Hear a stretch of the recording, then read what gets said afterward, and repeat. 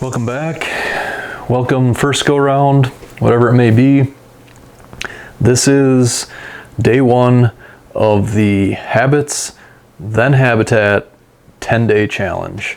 And the topic today is intro to the 4 key elements. Now, these 4 key elements are all laid out in this planner, the Whitetail Ambition Annual Success Planner. This is really designed to help you focus on these elements and apply them to your situation. It functions as an interactive workbook for your situation. The 4 key elements are really the foundation for everything that I teach. Whether I'm on a client property or coaching a client virtually, the 4 key elements are the best way for me to explain things to you in a fashion that you can apply it to your situation. And that's really how they came to be. Over the years, I've been asked by a lot of people, how did you make that decision? How did you decide to go there? How did you pick that day? All those questions. I've even had people say stuff to me like, your brain must work differently. I'd love to get inside your head to understand why you thought that way, blah, blah, blah, blah, blah. All of those things come down to these 4 key elements. And I've spent some time, I went through all my notes from over the years and just tried to look back at the reasons I made these decisions to help me better explain that to other people. And that's where the 4 key elements came to be. Every decision I've ever made over the last 20 years related to hunting deer, especially the successful decisions I made, all related to one of these 4 key elements, most related to relationships between these 4 key elements. So if you take anything away from today, it is filter through the noise. There's a lot of information out there, a lot of free available information out there. Try to filter through it and catalog it, categorize it under these 4 key elements. And it's going to really help focus your brain on the important factors that come with killing big, mature deer.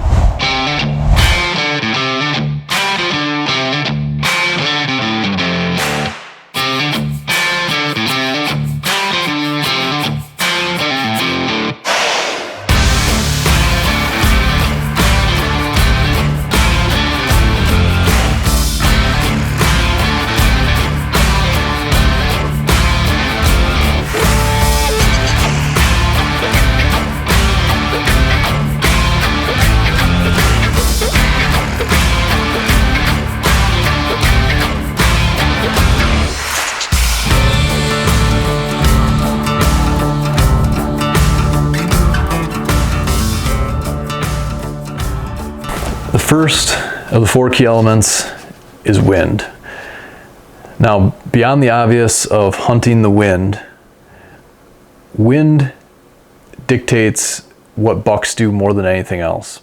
If you were to create an equation or an algorithm that would predict deer movement, mature buck movement, the when and the where, wind would be the closest thing to a constant involved in that equation. Yeah, wind is variable. Obviously, wind directions are always changing, wind speeds are always fluctuating, but wind is constantly a factor in determining what these mature bucks are doing. The biggest thing that I've found, which has helped me the most over the years, is how wind dictates where bucks bed. Okay, a mature buck is almost always going to bed with the wind at his back in one way, shape, or form. Along with that, wind is also going to dictate how that buck moves, the route that he moves upon when he gets out of his bed to travel to that food source in the evening. So we start thinking about wind. Wind dictates what these mature bucks are doing, where they bed, how they travel. It dictates where we can hunt and how we can access and exit those stand locations. Because of all of that and more, wind is king. Don't forget that. Wind is king. Wind is king. The reality is food can be manipulated. You can change food sources, you can remove food sources, you can work with food sources, but you have no choice other than to obey and work with the wind. So wind is king. Remember that.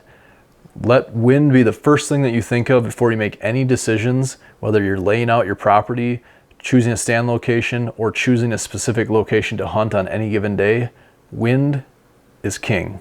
Wind is king.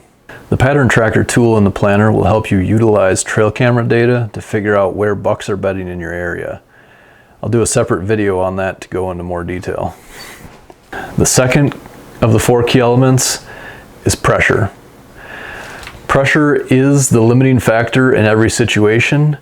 It is the easiest thing to control if you own a property, yet the hardest thing for most people to understand.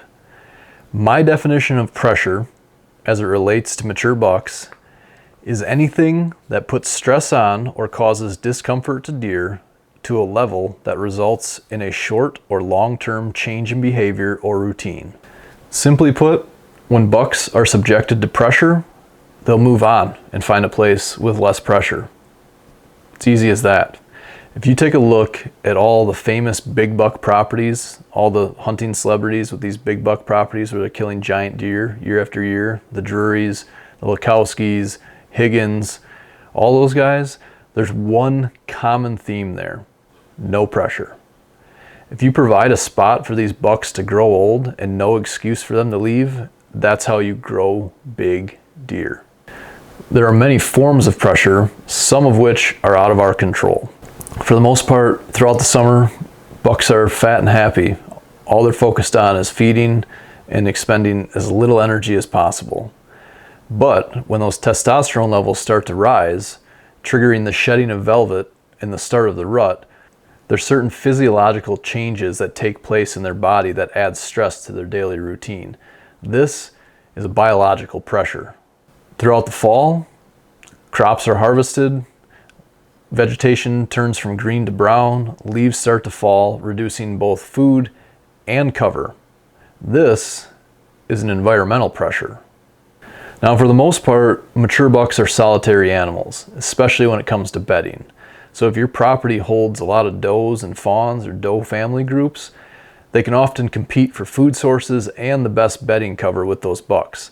This is herd social pressure. Consider all of that, then add to it with increased human activity throughout the fall, whether it be ATV traffic, cutting wood, harvesting crops, or hunting pressure.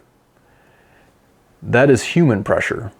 So you can see it doesn't take a whole lot on top of all these other pressures to give these bucks an excuse to leave the area. A few key takeaways on pressure, things that you should really pay attention to.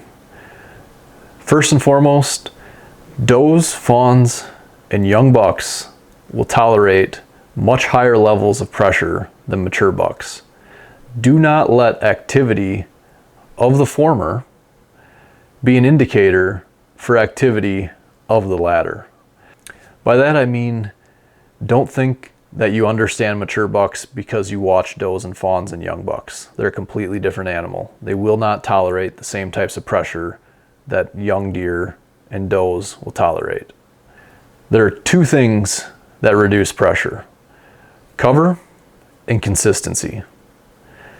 Cover is inversely related to distance when it comes to reducing pressure. And by that, I mean if you don't have adequate cover, deer are forced to create distance to seek the same level of security that they would if there was cover. Cover reduces noise, it reduces sight, it reduces air movement. All these things reduce pressure on deer. The second thing is consistency. Now, consistent to a deer is something that is basically a part of their daily routine. They're crepuscular animals, meaning they're most active at dawn and dusk, and that's how they operate. Sun comes up, sun goes down. Sun comes up, they seek cover. Sun starts to go down, they head back out to those food sources under the cover of darkness. Now, if you're showing up on your property and you're driving an ATV around, sure, once a week to you may seem consistent, but once a week to a deer is not consistent. All you're doing is ringing an alarm saying that there's humans on the property and potential threat. So think about that. 2 things that reduce pressure: cover and consistency. Lastly, wind is still king when it comes to dictating where bucks bed, but pressure is a close second. Depending on the pressure in an area, A mature buck will bed where there's no daytime browse if it's his safest option. Bucks utilize the wind because it keeps them alive. They can gauge the pressure around them by smelling it. But bucks will also bed in places where they can monitor the pressure as long as they can get away from it when they feel threatened. The planner has an area for pressure notes. Any information that I can note, I'll write down, because down the road, it might put the pieces of the puzzle together when I see these one-off deer movements on my trail cameras. I'll do another video on that and get more into detail later. The third of the 4 key elements is food. Food is very important and probably one of the most frequently covered topics in this industry. I think that's largely because it's one of the most marketable elements of the hunt, but it is very important. What you need to know is that food is responsible for holding deer in any given area, and the quality of food is directly related to the quality of the herd. Along with that, food is responsible for both daily and annual movement. Food defines movement. Deer are what is considered select feeders. By that, I mean they have the ability to sense which parts of plants and which plants are the most palatable at any given time. And they will go around and they will bite off specific portions of plants. The big thing to keep in mind here is that deer are primarily browsers. 80% of their diet comes from trees, shrubs, and native forbs. If you're looking to improve your habitat, remember that food is only half of the equation. Food plus cover equals habitat.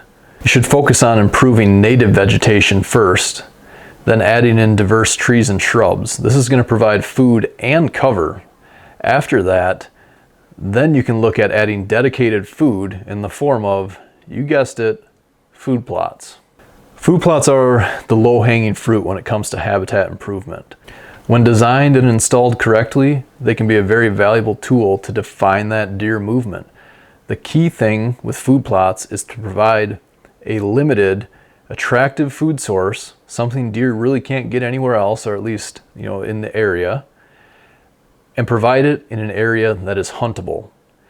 You can plant food plots in areas that are not huntable, but you need to understand that they're not huntable and that they're going to hold deer in those spots at certain times of the day. If you have food plots in an area that are not huntable and you try to hunt them, all you're doing is adding pressure to your property. And when you put pressure on a food source, it's a double whammy against your property. Less important than understanding a specific food source is understanding food source locations.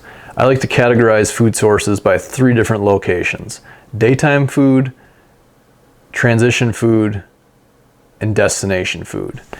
Daytime food is food in or near those very secure bedding locations. These are areas where deer are going to feed throughout the day.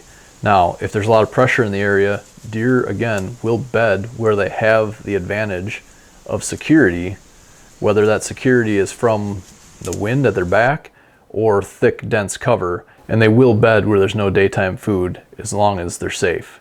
Transition food is a food source between those daytime bedding areas and those evening destination food sources. Transition food is still generally in an area that provides security and cover, but is in an area that deer travel through to get to those destination food sources. This is the best place that you can hunt deer because deer are moving through there. That allows you to get in and get out of that location when deer are not around. If you try to hunt deer in a bedding area, they're going to be there for part of the day while you're trying to get in or get out. Inversely, if you're trying to hunt deer in a destination food source, you're going to have to get out of there at some point, and that spooks deer, and that puts pressure on your property. Destination food is essentially dinner for deer. These are the larger, less secure food sources that deer congregate on to socialize and gorge themselves on a highly nutritious food source at the end of the day. These are generally your ag fields, your larger food plots, clear cuts, so on and so forth.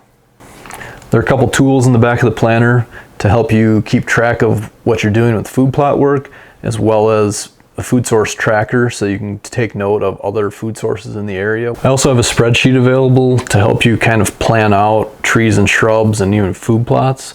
I'm going to make that available on my website. In the meantime, if you have questions or you're interested in that spreadsheet, it's a free document. Just shoot me a message and I'll email it to you. I'm also set up as a dealer for Morse Nursery out of Michigan. So if you're interested in trees or shrubs, now is the best time to order. The best plants genetically will run out of stock really fast. So if you're interested in stuff like that, shoot me a message and I'd love to help you out. The fourth of the 4 key elements is timing. Now, we talked about how you can't control the wind because wind is king. And we talked about how you can control the pressure and how you can control and manipulate food sources into areas that are more huntable. Now, if you can control the pressure on a property and you can control the food sources on a property to some extent, you can dramatically improve your timeline, and with that, the number of opportunities you get in any given season. If you don't have control over those things, then you really need to be critical with your timing. Hunt too soon, you're going to add pressure to the property. It might break your whole season. Hunt too late, you might miss opportunities that were your only opportunities that you're going to get. And that is where the planner really comes into play, because timing is everything. On a short timeline, when you're looking ahead at the week, trying to determine what days are better days to hunt, or if you should even hunt that week, early mature buck movement is often promoted by changes in the wind and weather. Again, we talked about how wind dictates where these bucks bed. So if a wind changes or fluctuates enough, that buck's going to get up and move to a more secure, better bedding location. Now, that bedding location might only be 50 yards away, or it might be on the other side of the valley or a completely different property. In this planner on the daily schedule, where you write down your daily tasks, there's an area to populate the weekly forecast or the daily forecast throughout the week. What I recommend is take 5 minutes once a week and populate those forecasts. At the very least, look at the wind direction, the wind speed, and the temperature, both high and lows. And what you're going to notice when you start writing that stuff down is that these fluctuations in wind and weather dictate deer movement, and you're going to directly correlate that back to what you're seeing on the trail cameras. And in the future, when you write this stuff down, you're going to start to anticipate that movement and take advantage of these opportunities. On an annual timeline, deer are subject to certain biological changes dictated by the photo period or length of day. So that makes deer, especially mature bucks, way more predictable than people think. Every year, around the same time, when the length of the day is around the same, the rut is going to peak. And it's directly related to the does in your area. Now, I've always been convinced that mature bucks know when certain does are coming into heat in a certain area, because I've seen it time and time again where the same buck will show up in the same area 3-4 consecutive years in a row. He'll only be there for a few weeks and then he's gone again. MSU just released a study last year or a couple years ago and talked about how the specific day that a doe comes into heat is genetically related, and that gene is passed on to her offspring. So what that means is every single year that doe is going to come into heat in that same 1 to 3 day window, and her offspring, her female offspring, is also going to come into heat in that same 1 to 3 day window. And this is all through evolution based on the environment, and it makes perfect sense. Deer in northern Wisconsin, up in Canada, areas that have longer winters, we often think that the rut up there is probably going to be earlier because their winter hits sooner, but it's actually the opposite. If a deer is bred too soon and the fawn is born too early and there's late snowfall, the survival rate of that fawn is dramatically lower or not at all. So fawns born later in the year have a higher chance of surviving. So does that were bred later in the season have fawns that were born later in the year. Those fawns survive, they pass on their genes, and the cycle continues. So how do we recognize these annual patterns? Well, trail cameras. Trail cameras are going to give you all that information. It really just comes down to having them in the right location and using them correctly and cataloging that information. And again, this planner is a great way to do that. keep your mind focused on all these things, the important aspects of these elements, and give you an area to enter in the information that you're getting from the field, whether it is trail cameras or visual sightings, or even secondhand information that you get from your neighbors. So that is the intro to the 4 key elements. Again, you don't need this planner, but the design behind this planner is to help you focus and catalog that information. And by writing stuff down, by doing the homework, you give your brain a chance to actually process and train it to look for this information. When you do that, you're going to look at this from a completely different perspective. That's going to allow you to take a step back and notice whether your habits have been helping you or hurting you along the way. So the 4 key elements are the foundation for everything that I'm teaching, and they are the best way to understand whether your habits are hurting you or helping you. I'm going to leave you with this, a quote from the great Fred Bear, the 9th commandment of his 10 commandments of hunting. And it goes something like this: hunt where deer actually are, not where you'd imagine them to be. And my modern take on that is hunt your property the way that actually works, not how you think it should work. And by that I mean, if you've been hunting your property the same way year after year and you're not seeing any success, it's time to retrain your brain. You need to look at the property differently. You need to look at your situation and your habits differently, because the way you think things should be working obviously aren't working. So hunt your property the way it works, not the way you think it should work. Again, I've talked about this before, but if you're getting pictures of mature bucks on cameras, you're having encounters with mature bucks on cameras, there's no reason you shouldn't kill them, right? There might be some tough breaks here or there, but there is a way to figure it out. I promise you that. If this video was helpful to you and you want to learn more, you want to follow along for the rest of the 10-day challenge, please subscribe, hit the like button, send me a comment, a message, whatever. Just let me know. Let me know if you have any questions. You can always reach out to me. My information, my website's in the description below. Hunt smart, hunt safe, enjoy the process, and thank you for watching. If this video was helpful to you, if you learned something, if you're interested in learning more, or maybe you hated it, either way, I don't care, hit the subscribe button.